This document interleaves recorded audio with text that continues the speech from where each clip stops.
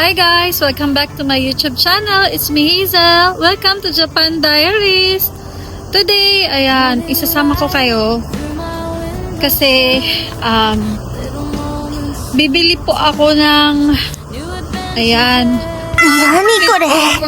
outfit ko for my Pilates po. So, bala kong bumili sa A6 A6, paano ba yung pag-pronounce? So, doon ko balak bumili. Samahan niyo ako kung ano ang mabibili natin sa 10,000 yen o sa isang lapat, guys. So, sa peso, mga nasa 3,500 yata o 600 ngayon ang rate. So, samahan niyo ako, guys. Ito yung isang lapad o ito yung 10,000 yen. So, titingnan natin kung ano mabibili natin dito. Tops at saka yung yoga pants. So, samahan niyo ako. Super init nga pala ng Japan, guys. Summer na dito. 32 degrees. Grabe. Ang init. Grabe. Promise. Tingnan niyo. Kakasunog. Tingnan niyo ang init. Grabe. Super duper init. Ayan. Kinagandahan dito sa outlet kasi meron pong ayan, may masisilungan kayo. Bali yung hallway nila is ayan, aside sa maliban po sa gitna, so may mga ayan bubong po, so hindi kayo mainitan. So andito na tayo. Let's check kung anong magkasya sa 10,000 yan natin. Ngayon nga, may matinding challenge tayo. 10,000 yen challenge. Yes, tama ang narinig nyo mga mamshis. Ang mission natin ay makabili ng Pilates workout wear sa E6 Gotemba. Dito tayo ngayon.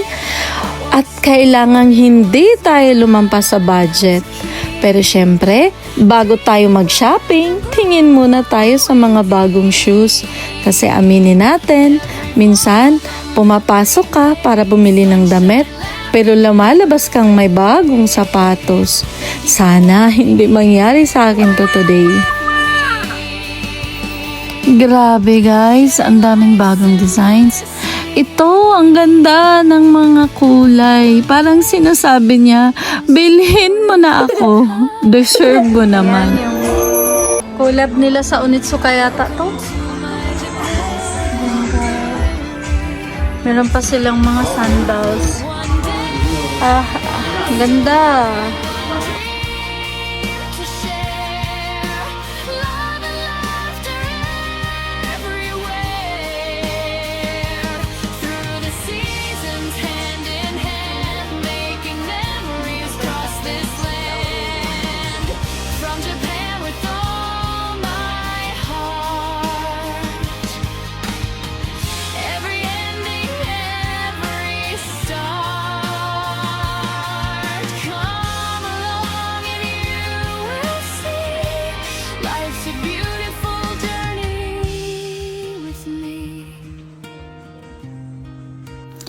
Ang gagaan ng mga shoes nila guys.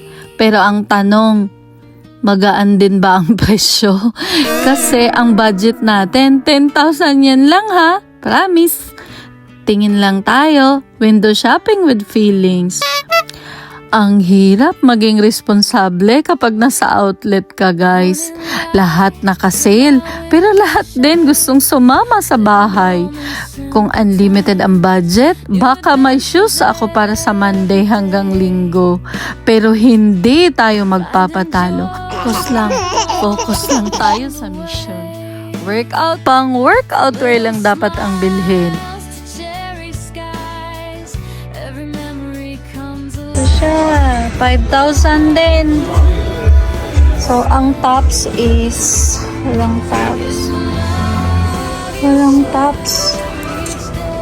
Paano yun? Wala siyang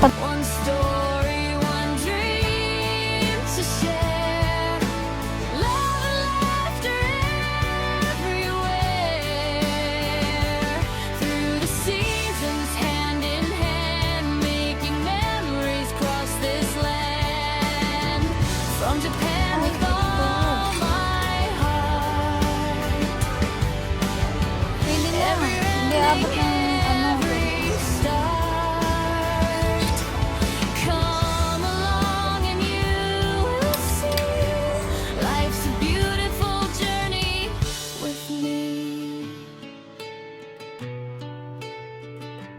Lunchbox mornings, family time, hidden places, mountains climb, culture, kindness, every street, every moment feels so sweet. Moment of truth? Pasok kaya to sa 10,000 yen challenge? Wala ng size nito. Every journey has begun. Together we'll discover more. Open every So ayan, nakabili tayo ng workout wear without breaking the budget. Lumagpas lang kunti, mga 200 guys. So feeling ko, nanalo ako sa Olympics ng budgeting. Bakit? Hindi ako nagpatinag sa magagandang shoes. Overall, sobrang sulit mamili dito sa Asics Gotemba.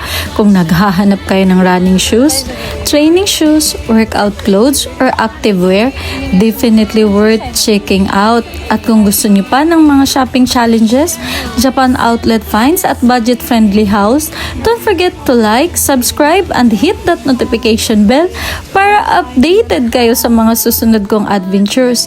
Thank you so much for watching, and I'll see you in my next vlog. Bye guys! God bless everyone! one day, one story, one dream to share.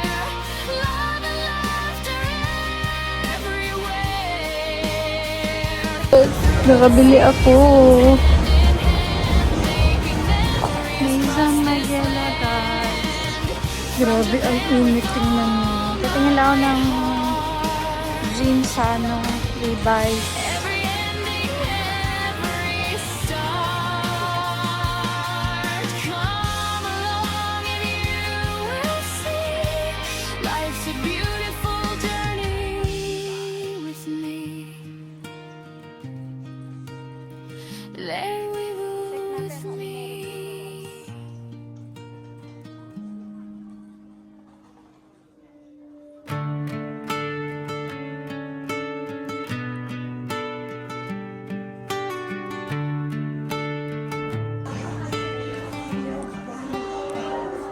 Morning light through my window shines. Little moments, simple times, new adventures